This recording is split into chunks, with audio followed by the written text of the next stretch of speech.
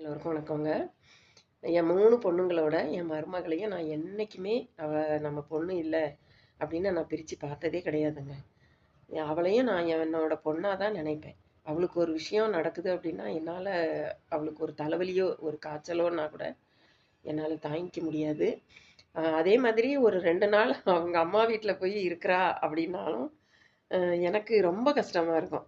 எப்படி என் பசங்க என்னை விட்டு போகும்போது அங்க புகுந்த வீட்டுக்கு போகும்போது எனக்கு மனசு கஷ்டப்படுதோ, அதே மாதிரி அவ அவங்க அம்மா வீட்டுக்கு ஒரு 2 நாள் போய் தங்கிட்டு வந்தாலும், "ஏன்? என்ன? எதுக்கு?" அப்படின்ட்டு கேட்டுக்கிட்டே இருப்பேன். ஏன்னா, வ என்னமோ தெரியல. அவ வீட்டுக்குள்ள நடமாடிக்கிட்டே இருக்கணும் அப்படின்னு தோணும்.